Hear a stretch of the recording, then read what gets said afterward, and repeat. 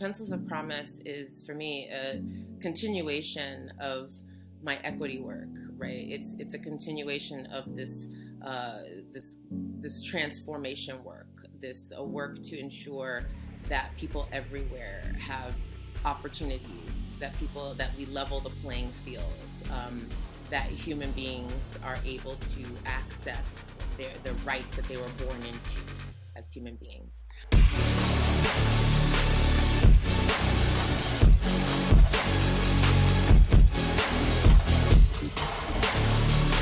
One, two, three,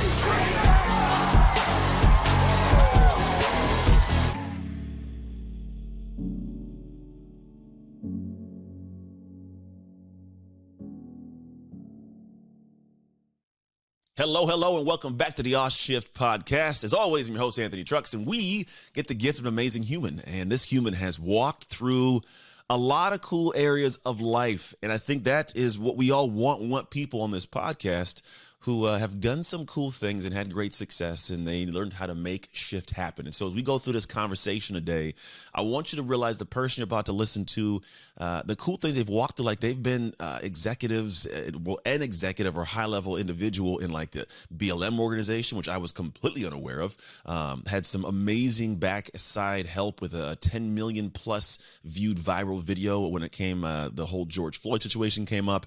On top of that, this person has been on multiple national publications and now sits at the top of running Pencils of Promise. And so literally there's going to be probably more than I can extract of this person's heart and head in one kind of simple podcast. We're going to do our best to do this today, but I'm excited because the cool thing is in talking to this individual for just a few minutes. We had a previous podcast we did where the internet didn't want to be our friend that day. But even in that interaction today and getting this thing set up, it's just a good human. I think that's the cool part about this this world I get to live in. I get to meet amazing people, and then you get to meet them with me. So without further ado, welcome to the show, my new friend, Kailee Scales. How are you? I'm wonderful. How are you? I'm doing excited good to be here with you. I'm excited you're here too, because you had a little snafu with the kids and the pickup stuff. We got it all done though. We if it didn't happen to be that I had a chiropractor appointment canceled, we wouldn't have had this thing today. We would have had to reschedule again, and it would have been like, boo. But we're here, rocking and rolling. Shift happens. It does. Shift does happen. Look at you. You know all of our stuff. So let's go into this podcast. I start with the same question. And it's funny because one time my team was like, we should get rid of this question. And the same day, somebody put a review in the podcast. Hey, guys, make sure you go rate and review the podcast, by the way. They put a review says, I love the first question you ask. And I go, hey, team, that's serendipitous. Let's not remove it. So here's the first question. I'm walking around town. I happen to sit down next to this beautiful woman, happens to be you. And for some reason, you decide to start talking to me. Why should I listen to you? Well, first, if I'm talking to you as a stranger in a cafe in the middle of a pandemic, then I obviously have something very important to say.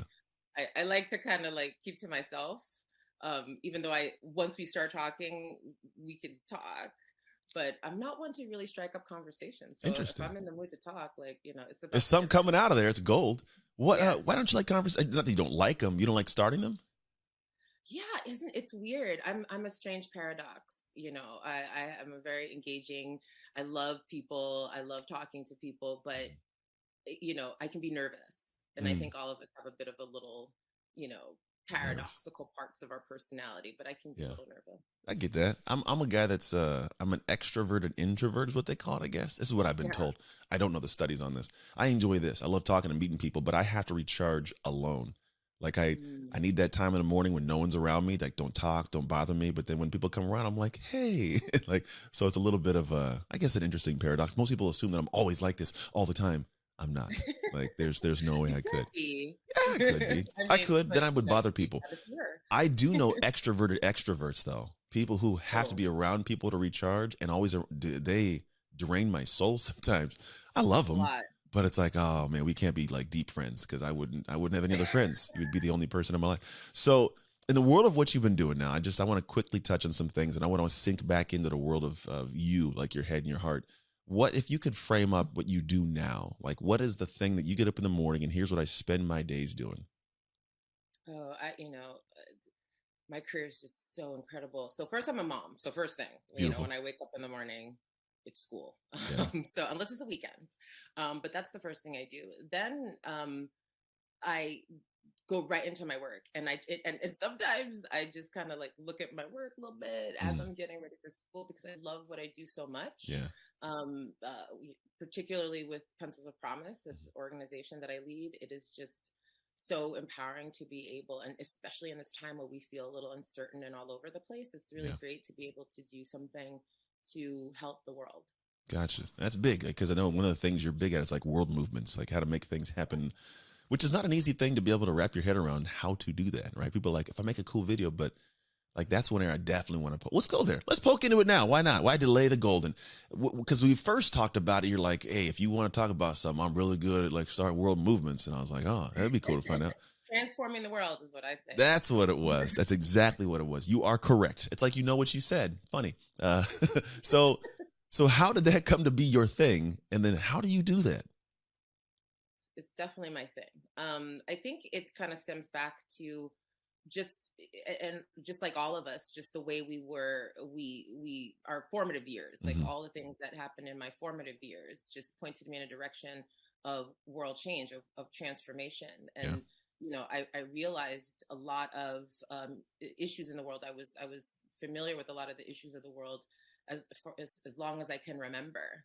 And I was always mobilized and had opportunities to volunteer and do things. Am I being too vague? Should I go into I mean, we're gonna get there. I'm gonna ask you more questions. Go where you're going. And I'm lining them up. My brain works funny. I don't know what I'm gonna ask, but it'll come out when it's time. And as a result of that, I realized that, we all have a part in this world, whether or not we like it. We all have a part, and we can affect change, period. Blank.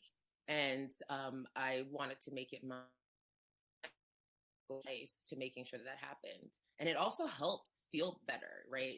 It's like anything. If you can actively contribute towards something that you see that you don't like if your room is a mess and you clean it up, you feel better. Just the process makes you feel better, even if it never is exactly what you want. And so the process of contributing to big world problems makes me feel better. I like that. That makes sense. If it's like a dirty mess, you clean up, you feel good. Do you ever find that like you set out on the journey to do the thing that you want to do, and then the path is different on the way to getting there? Always. Yeah. Always. Is it always that? I was curious, because I think like I try things and I'm like, I'm gonna stay the course. If that's the case, when do you know when to change? Like when do you know when to adjust? How do you make that happen? It's a great question. I'm really glad you asked that question. I think for me, it's always about keeping it identified. The North Star is the most important thing. Identifying the North Star, identifying what you are trying to accomplish, and being firmly resolved to accomplish that thing. And then being open to the realization that there are many pathways to that thing, and not judge. As long as you keep that what in mind, and that's motivated by your reason to achieve that what, the way it happens will be strategic, will be exactly the way it's supposed to happen, will teach you lessons along the way, will allow you to purposefully take a different pathway just to see if it'll work, and see if it will fail, and if it does, you fail fast and move back in the other way. So the how you're doing it won't be as important as, or you won't be as connected to how you're doing it as you are to what you are trying to achieve. Gotcha. That makes sense. Because I think if you're always in that direction, it's like my wife and I, we were divorced for a little while, like 3 years, like a little while, and we got remarried. And the big thing for me is like, how could you do that? I'm like, well, because you're at the top of the end result of like, we'll call it the top of the stock market. There's gonna be ups and downs, but I know where the up is. I'm going, and so somehow or another, this was the next step to get to that place. Didn't make sense in the moment, right? But I get what you're saying, being open to it. It's a great example. Yeah, it's an odd one. And you learned your lessons, and you realized that you still had that what, and the pathway to get there just made it better. Yeah, when you arrived, it does make it more. I don't know if it makes it more enjoyable. It makes it taste better. It's like when things are hard to do, it's like, oh, okay, we got through this to get there. What is an example, maybe a specific one where this was like, hey, I want to do this thing. Maybe the video that I referenced earlier, like, was there a journey to creating that was different or skewed, or was there something else that's like, hey, this would be a good example of a true experience you've had? Yeah, that video, I'm so glad you mentioned that video, and I hope that people get a chance to see it, because it was really an expression of so many emotions, so many people's emotions. Mm-hmm. And the process was rather quick. So just to give an idea of what we're talking about specifically, after this is when I was managing director of Black Lives Matter. And after the killing of George Floyd, we released a video. I think it was within 48 hours. And then within 24 hours, that video went viral. It was seen 10 million times. And it made sense. And the reason why it made sense was how it was created and why it was created. So, you know, after George Floyd was killed, and I was sitting where I was sitting in that seat at the helm of that movement, that organization, it was a very, very difficult time. It was in the middle, as it was for everyone, or most people. It was, you know, in the middle of COVID. It was, for me and for us, it felt like this crescendo. There had been just so many. This was around the time of Ahmaud Arbery. This was around the time of Breonna Taylor. You know, this was around that same time period where things where Black people were being killed. Just it felt back to back to back, and it was like so draining. And each and every name was just so heavy, and that compounded with, as I said, isolation and uncertainty in the early days of COVID was just, you know, emotionally just like so much. And I remember the moment that I realized that George Floyd was killed. It was I was tweeting from the Black Lives Matter account something else about something else, and I remember using the hashtag, and the hashtag was trending. And it's never a good sign when the Black Lives Matter hashtag is trending, because it's usually because it's bringing something's going on to some other horrible thing that's happened to Black people. And so I my heart already sank a bit, and then I went to see why, and that's when I saw the video. And at that point, the name of George Floyd hadn't even been released yet. It was just, you know, a police officer on video killed a man. And you know, I just felt so distraught, so distraught. And I'd felt that in different ways, that I'd been with the organization at that point for almost 4 years or 3 years. And it just felt like it was so, that was different. It felt different. It just, you know, I think it was the visual impact. And so I switched tweets and I tweeted something else. And if I can recall, which I hope I can, it was very short. And it just said his name, because I found out what his name was. His name was George Floyd.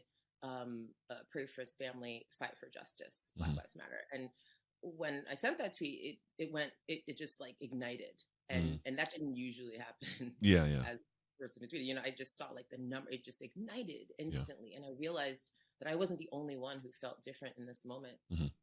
And I started kind of like, you know, talking to the team, and we were just, you know, talking about what to do, and they heard my voice. They're like, "You sound, you know, horrible," and I'm like, "Yeah, it's bad." Sucks. And I remember saying that I wanted to acknowledge this on our social media, and I was like, you know, get out the template and put, you know, George Floyd's face in it, and I heard myself say that, the template, and it broke my you know, my heart breaks all the time, you know, doing this work and seeing these things, but it was like my soul was crushed. It was just like, and I realized, I was like, people need to know that this is not isolated. Something different, this is different. This is, you know, and so, you know, I spoke with our creative team, and I was like, we have to do something different this time, because this is just too much.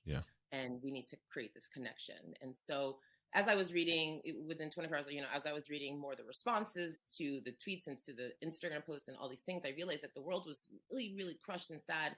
And there were people from all over the world were, you know, standing in solidarity and just expressing themselves. And suddenly my phone was blowing up. All my friends and people that I know were just like, what are we doing? And this is how I knew that there was this like, you know, drum something roll going on. And that this was even before the protest happened, but people were just like, what are we doing?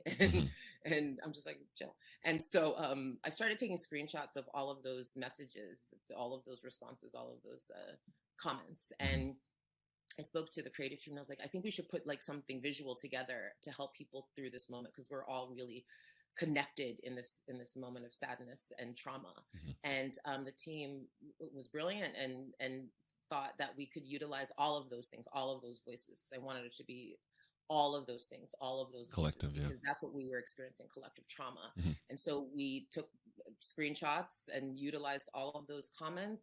All those people who were calling me, asking me what to do, I was like, read these and send me the audio files. Mm-hmm. And we overlaid voices. And then most poignantly, we took lots of photos of people who had been slain within that year, men, women, children, and we showed that as a collage, and we connected them by their eyes, so that digitally, graphically, so that people could see that we are connected. Mm-hmm. And that was the video, and it just kind of made people feel like, yeah, I feel this. We all feel this. Yeah. There were different languages utilized because people were sending messages in different languages, and it was just this moment of, it felt like this moment of global solidarity, and this, this galvanizing moment of enough is enough, you know? And so that was the emotion that was poured into that moment. It was truly what I was feeling, what so many people were feeling, and it was just reflected in that. And yeah. So there's a North Star. I mean, I get this.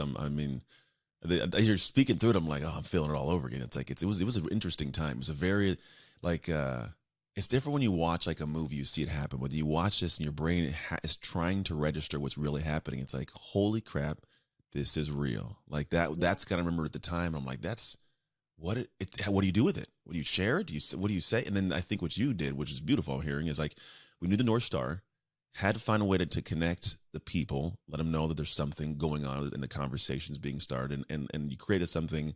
It almost sounds like it created itself almost. Like, I'm just going to go off the heart of it, right? Which I think in anything we do that's going to be of great impact, it almost is like the heart creates it. It flows, it moves.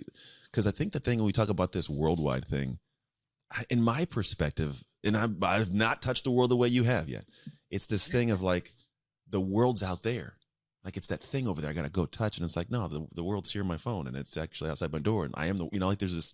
So you guys really felt like you attached and said, hey, we're going to bring the world to you because you're the world. And I like what you said, the solidarity of it. So I see how, like, yeah, things get created and we don't know the path, but it just makes itself as it goes. That's so interesting because it's right there. Yeah. That was a great example of the closeness of it. And what you said, strikes me because I think that's what a lot of people experience. Like, the world is over there, and especially in this moment of isolation, it feels like the world is over there. And to quote a famous song from the 80s, we are the world. Yeah. It is us, right? Yep. We make up the world. We make up social media. It is us. Yeah. And sometimes we forget that, or sometimes we treat each other and ourselves with a distance. And we create these personas, and we engage these personas at a distance, and be that as it may, it's still us. Yeah. At the end of the day, it's no matter what we do, mm-hmm. it's still us. Yeah. And so, we all do what we want, but I always think about just staying connected to ourselves and staying connected to each other mm-hmm. is what will transform the world. I agree. I feel I'm not just like a passively like, no, I agree. I think that the biggest part's the connection, because I think there's a PC culture of the world of what goes on, but there's also the human. And I think when we get past the PC of what should be said, we touch and hear the humans speak, then it's like, that's what I think gets the wildfire. Because people are typically feeling something, but they don't always be the first one. Like, they're not the one to lead it. They don't say it. They don't start it. They're like, oh, I don't know if I want to get canceled nowadays. And so, like, when someone can do it and they can all go, like, then you start seeing the traction, they share, and it's like a different way. So you guys voice something that people were not seemingly able to voice at a certain time from a platform that allowed it to be voiced. I get that. That's it. It was a platform that allowed our voices to be heard. Yeah. That's awesome. And so in your, I guess, experience of doing this, what do you think? Because I know a lot of people in the world of what we do, right? There's a desire for that platform. And I think there is something, there's a power to that. There are a lot of different things.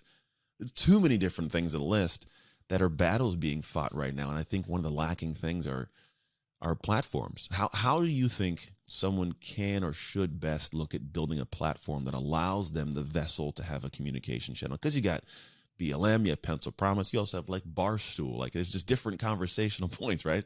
Platforms. How do you build that in your experience? I think it's really important, once again, sort of what I was saying a minute ago about how we sort of want to create these things in order to and these personas and these platforms and these brands in order to appeal to others. And we forget that each of us has high value, and each of us have gifts. True. And it's very, very important for us as all people to really stay centered in that and to honor that and to expand and expound that, because no one can be you, right? True. And no one has what you have, even if you're a twin. Yeah. How do you honor that? How do you do that though? Like, because I've heard that before, right? Honor this. How would someone in action honor their gifts? Well, I can tell you how I do it. It's always really important to me to know exactly who I am. Ooh, okay. Right. And to discover that, and to not be afraid of the things that I may not like, or may not be afraid of the things that I may think that others might not like. And that's not to say that we all can't change and we all can't grow and we all can't evolve. But it is to say that we need to know what needs to change and grow and evolve. And to be that moment you were talking about, like, you like to be on your own to connect. That's such a valuable trait. That's such a valuable thing, because it allows you to center your own voice, your own needs, and to know that and to prioritize knowing that. Because a lot of times people don't take a lot of time to think about that. Like, you ask, like, what are your dreams? And, when you're young, and who do you see yourself as? And you get a lot of I don't knows, right? And it's just like, but it's really important to flesh that out. It's really important to know, because this is our chance. This is our lives, our gift. This is our opportunity to do all the things that we need to do, and to navigate and to remove all the barriers for ourselves and for others in order to do that, if there are barriers for us. I get that. And for sure. without knowing, the North Star analogy also pertains to us as individuals. What is our individual North Star? What is our what? I get that. And it allows us to really stay true to that, and to understand it, and to honor it. When and I know you hear that, like, how do I honor?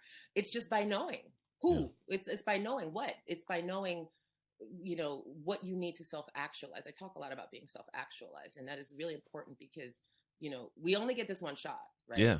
Eminem said it. Only got one shot. This one shot that I'm conscious of. I get you. You can come back as a tree. You can come back as a horseshoe. The one thing that makes me think is there's always, so this is what I tell people, because I want to ask one question, but I think this should lead us there. So I tell people you need to gift yourself 15 minutes a day. And people go, what do you mean gift yourself? Well, because I think we spend time up. We get up, we go to our day. I'm going this, I'm going here, I'm doing this, right? And then I watch TV. My brain is just not in me. It's out here watching TV. And then it's nighttime. I go to sleep, and I wake up. I'm dreaming now. And I get up, but no one gifts themselves 15 minutes in a sense of take all the crap that's weighing you down and just put it over there for like 15 minutes. It's not going to go anywhere. Like, if you get emails, they're still going to be there. If you have stress, like, it's still going to be there. But if you can gift yourself at least 15 minutes a day, hopefully more, you give yourself this window of time to, and then be here with you without stress. Again, I think there's this thing, we can't let go of stress. And so when you say honor yourself, get to know what you want, the question I want to ask is, well, how, in your opinion, does somebody even find out what they want? I was recently interviewing Mel Robbins. She's incredibly successful in what she does. And on the podcast, she goes, I don't know what I want, Anthony. Like, I've got a script. I don't know what I want. And I'm not going to be here and teach Mel what to do. But one of my first thoughts was, you just be alone, right? So what are your thoughts? How do you personally, how in your experience, how have you found out what you want? Well, Anthony, first, I would challenge you to think about gifting yourself and encouraging people gift themselves 24 hours a day. I like that. Okay. Because you must be present with yourself at all hours of the day. You don't just deserve 15 minutes. You deserve 24 hours. Oh, yeah. I can see that. I mean, more of like the people don't turn off the stuff. I'm always present, but I know what you mean. But what I'm saying is you should center and be present in all the stuff. So, I was reflecting on things like, during my career, have I had adversity? During my career, has it been difficult? And I realized that I've been so present and so centered through all the challenges that they never feel like adversity, because I'm present. I have me. Gotcha. We are together. Yeah. We are one. I know I am with me always, even when I'm answering those emails, even when I'm cleaning the bathroom, doing all the things, even when, I'm at my lowest. I'm with me. I got me. We got each other. Mm-hmm. And in that way, I know what I want because I'm always listening. My voice is always my voice. I'm always here with me. Yeah. And so we do our, if we want to talk about the royal we, me and me are doing it together. Yeah. Were you ever not there? Were you ever in a space of not being tapped into that? No. and to be honest, I really remember in childhood that moment. I remember in childhood making that connection. Because in childhood, when you're like learning and you're observing the world and you're witnessing things that are unfair and you're experiencing things that young people experience, and the world feels like wrong and hard and difficult and all of these things, and it's really, childhood is hard. Like, it's really heavy it's an interesting time. I prefer to have hardships, but I get it. It could be heavy sometimes, but I always felt like, I always had like this voice, which I attribute to my subconscious or whatever we want to call it, which we all have, that would always that it would let me know, you're okay, it's fine, this is what we're gonna do, this is how it's gonna go, this is what the North Star is going to be. And, led me on that, helped me to open my eyes to opportunity, helped me to ask the right questions to the right people, helped me to find the lessons in the difficult, like helped me in all those ways. And it's just really, and that's never to say that there won't be difficult times. That's never to say that there won't be growth and learning and, failures and all. That's never to say any of that, but it is to say that that you're going to be okay, that that you have to help you through, and you can rely on yourself to get you through those times, or your God or your source, or how, some people, it's similar to the way people feel about their maker. Like, we're together, we're relying upon each other, so we can feel that way. We can think of it as our inner strength. I like that. Voice.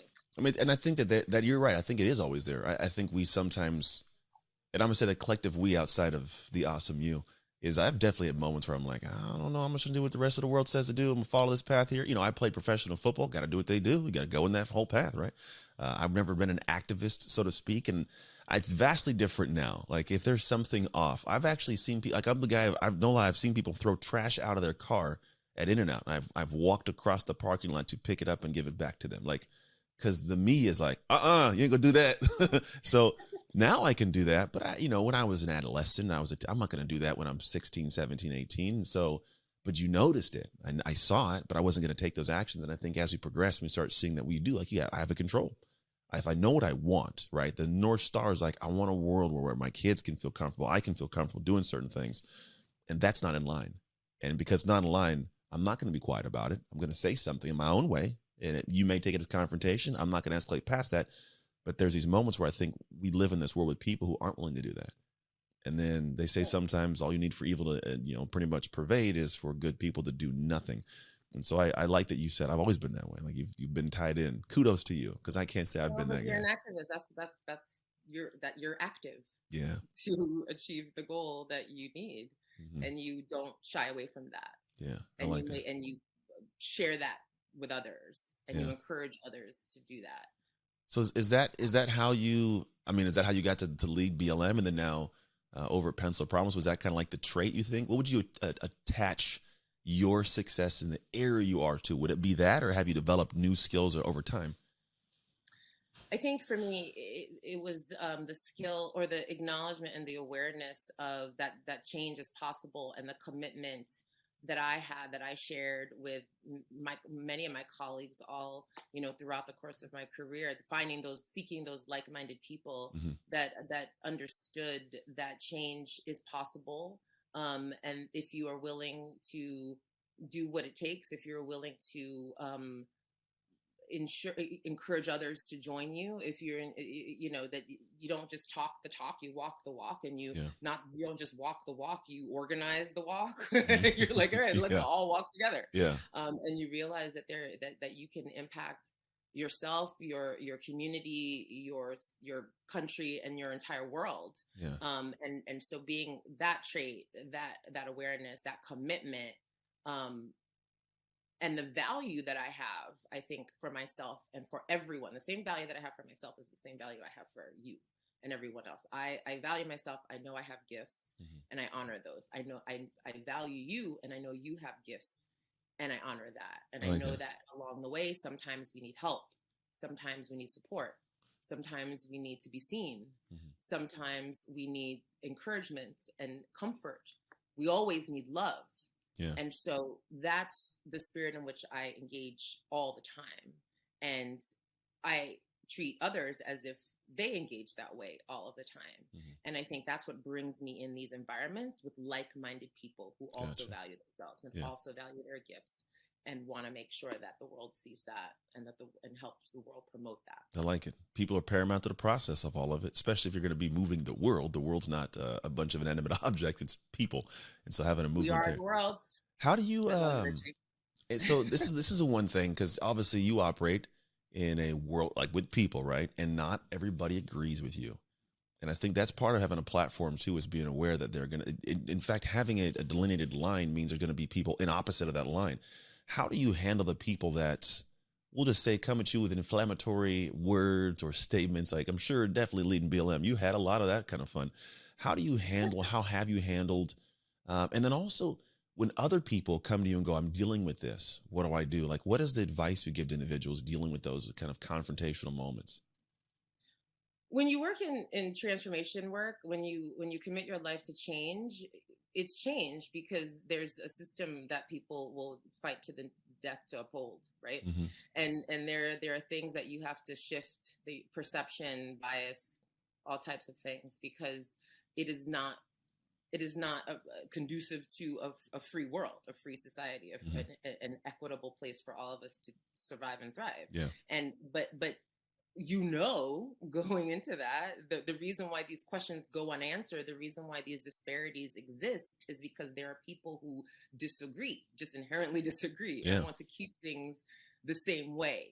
And so when you do this change work, you are changing. You are raging against a machine, an institution, individuals who disagree with you, which is why you have to dismantle those feelings. So you have to already just flat out commit to that. Like, if you don't have the stuff, if you want to, keep things the way they are, then you've chosen your place, and that's you, and then that's where you are. But if you choose this work, if you choose this transformation work, that's just a given.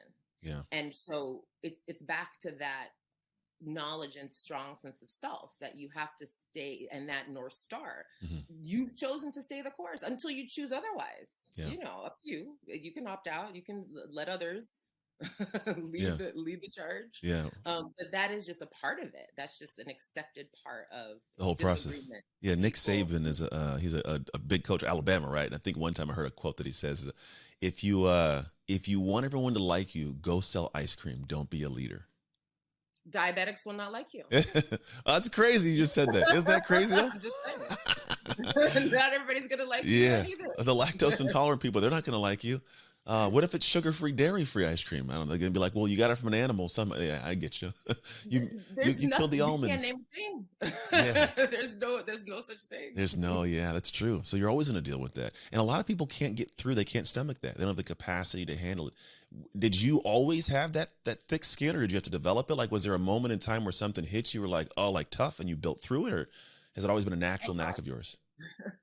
Yeah, of course. It's really tough, especially, working in things that seem really obvious, Black Lives Matter, for example, that seems real obvious, or, other things that I've done, like, climate equity, climate change, health equity, early education, quality education for children. All these things seem obvious. Yeah, they do. Equality, freedom, like all of these things seem obvious. So when you are met with opposition to it, or argument or disagreement, you're just like, oh, really? This is the world, and it makes you heavy sometimes. But that's when I was saying earlier about how doing the work makes you feel better, because it's just like, you can be the change that you want to see in the world. Truly. That's probably said, I think.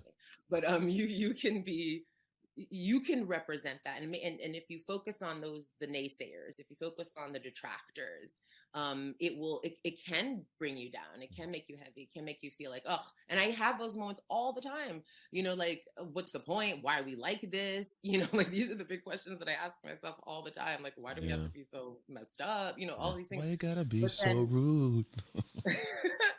But then I remember that we're not all messed up, because I'm not, and I know lots of other people who are not. And that's where you find like your comfort and your hope and your faith and your purpose, because you realize that the process is beautiful too. Yeah. It's hard. True. It's hard. Yeah. But there's joy in that process, because you meet people who are like you, and you meet people who want to transform the world, and then some, and you see it work. It works. That's what I wanted to ask. It's funny. My question was like going there, like when do you know it's worked? When do you know you've won? And it sounds like part of it's the people, part of it's the individuals, but like, because there's a lot, but this way, I want to put in a framing where most people who aren't working at the level you're working are going, well, I don't know if it attaches to me, but maybe you want to start a business and people don't support you. They tell you you're crazy, right? Maybe you have this relationship you want to be in. I experienced this. What are you doing? Crazy person, taking back your ex-wife. Like, but you battle these things. When do you know it's a win? Like for me, I know it's a win when I wake up, I look at my wife and we're in joy, we're in peace, right? My business runs, I can impact people. For anybody who's doing this, like there may not be a clear finish line. Like how does somebody know how to create one or what it actually looks like? Yeah, it's a great question. It's a one step at a time. It's a one person at a time. It's a one win at a time. Mm-hmm. It's again back to that whole North Star, self-actualized. Yeah. Your goal is your peace and your joy and your ability to appreciate the process, and whether or not it's working because you feel fulfilled. You know what fulfillment means, and it's about what I think the question is really like, well, what is fulfillment? Like, how do we know that this is the right goal? Yeah. How do we know that this is the right thing? And we don't, right? Like there's think we do. Well, yeah, I don't think we all do. Yeah, like, we don't. Like anything can happen at any time. Nothing is promised. We don't. Mm-hmm. So we also have to kind of calibrate our goals and our desires and our dreams and our hopes with finding those interim moments of fulfillment, those interim moments of feeling peaceful, milestones, and feeling love and feeling grounded, and leaning into that and absorbing all that gives us to motivate and empower and sustain us to the next thing. This is I feel good today. It's funny because I have these wins today. Yep. And those wins will sustain me to tomorrow. Yeah. And sustain me to tomorrow. And that's what happens when you work in big movements, because it just feels sometimes like the world will never accept this. The world will never change. The world will never do these things. But then you start to think about what you observed in that day. Who, sometimes if you get one retweet, if there's one like, if you will, to put it in terms of social media, if there's one other person who asks a different question or takes a minute to think about it, if there's an ally that thinks about anti-racism differently, then that's a win. Yeah. And that win will have a ripple effect. Sustains and goes more. It's that, It's kind of like this perspective I've always had is you got to fall in love with the day, not just the destination. Like, how do I love the day? And I think it's the hard thing. Sometimes the days aren't all great, but there's things you can extract or perceive. But if you do love the day, you'll do more of the things in a day, and the day will lead you to the destination. Right. That day will lead you to the next day, and will sustain you for the next day. Yeah. And then before you know it, you will look behind you, like I get to do. You'll look behind you and you'll say, oh, yeah. Yeah, I like that. It's been a cumulative impact. How have you been? How's that looked? I guess in real time now with Pencils of Promise, right? Because you're the head. I'd love for those who don't know about POP. Do you mind sharing a quick snippet, and then like in the length of time you've been there, what are some of those small wins you've seen? Absolutely, love that. So Pencils of Promise is for me a continuation of my equity work, right? It's a continuation of this transformation work, this work to ensure that people everywhere have opportunities, that we level the playing field, that human beings are able to access the rights that they were born into as human beings. And so very specifically, Pencil of Promise focuses on providing high quality educational opportunities for children around the world. There are places in the world where children can't access quality education due to many obstacles, like infrastructure. They don't physically have schools that they can attend. They are learning in outdoor environments. So if there are any weather conditions, that really impacts the way that they're able to learn.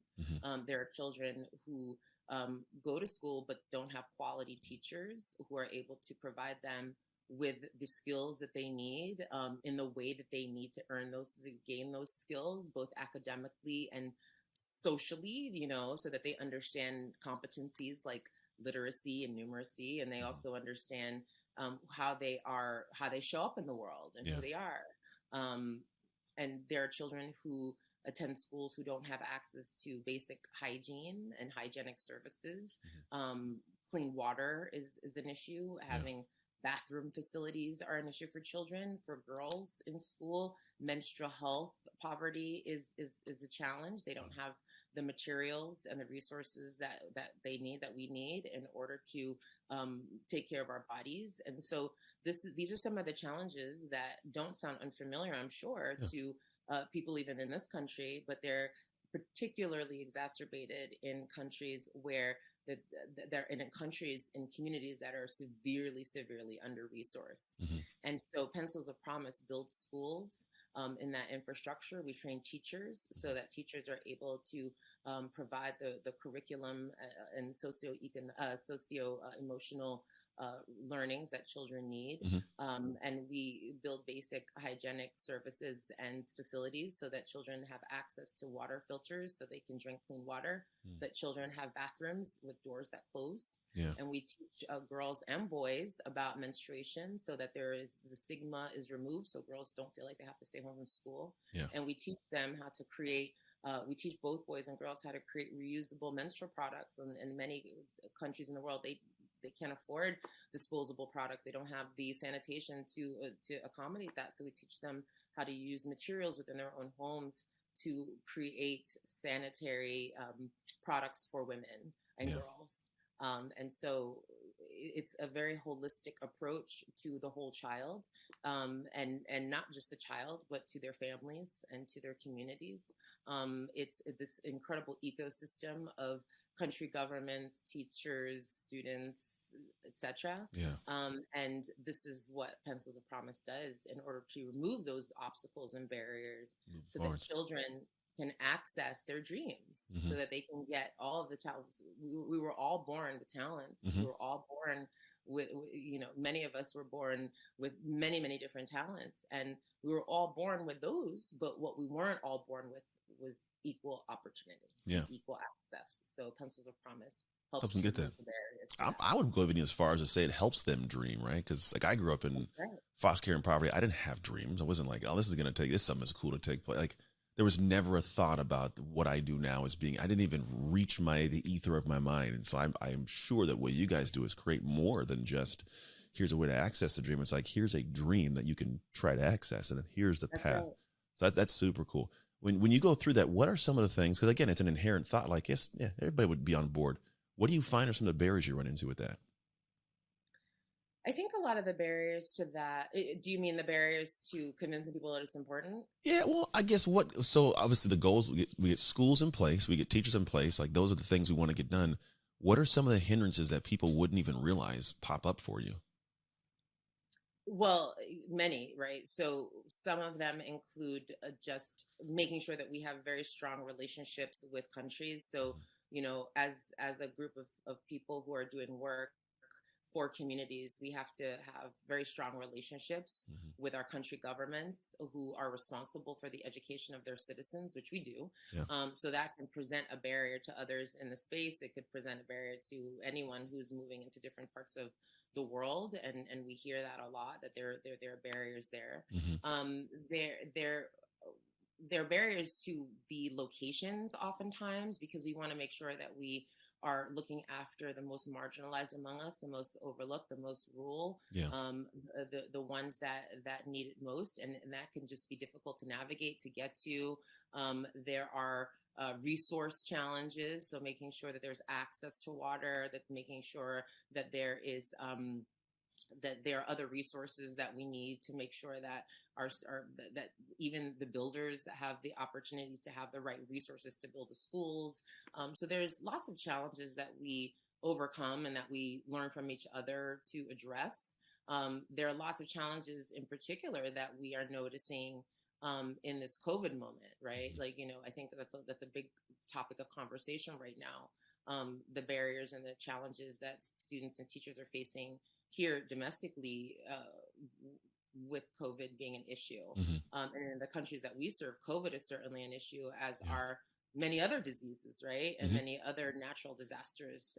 So those are some of the barriers that we have and that we work to overcome. So then what can people do as we kind of close up our time, which goes fast? It's so fun talking to great humans like yourself, because the time I look at the clock, I'm like, oh man, where can people step in and help? Because here's the thing, it may not be an individual's dream to have their own dream like this, right? A lot of people I think sit back and go, I'd love to have a thing like movement wise, but it's not for me to be a movement creator, leader, but I can support one. How can someone step in and support something like this? Yeah, and that's a very, very important point. Philanthropy and being active, sometimes it means you empower others who can do the job on the ground. And at Pencils of Promise, it's important for me to note that of our 150 staff members, well above that, the vast majority of those people are nationals, are people who are based in country, live in country, are completely reflective of the people that we want to support. And so many of the ways that people can be involved, well, first of all, visit the website. So go to pencilsofpromise.org and learn all about building schools, learn all about individual programs, learn all about our children and our teachers, and really join in multitude of ways. The organization was started by our founder in 2009, who donated his birthday party to, he had a birthday party. He asked people to give donations. They did. And he was able to take those donations and build a school and start the ball rolling. Yeah. And so people are able to just crowdsource. They're able to engage their children and their schools. A lot of schools participate. Domestic schools participate with Pencils of Promise. They partner with our schools in the countries, in the areas that we support, and they engage with children, and they engage with students. They interact, they do fundraisers, they celebrate the celebrations and all of that. So those are other ways to participate. Learning and just being an advocate for equity, being an advocate, learning all about what it means to promote equity in this world, whether it be education, whether it be health, climate, all of these things, racial, being a real champion and advocate for equity really helps this, because it's not a thing. It's not it's just not a group of people doing a little thing. It's a movement. It's something that we all have to champion in order for real change to happen. So all of those ways are ways that people can get engaged. Awesome. I love it. I love it. Get me all spiked up on this Friday. We'll go take over the world too. Thank you so very much for spending time with us. I honestly know you're a human that has a lot of things going on, apparently. And so you taking the time to come hang with us, it means a lot to me. I appreciate it. Thank you. Seriously. And those of you who are also hanging out with us, still here, watching, listening, thank you, because you could do anything. You could be watching weird videos and comedy stuff, but you're like, I'm trying to find a way to better myself, which is why you're here. So thank you for sharing time with us also.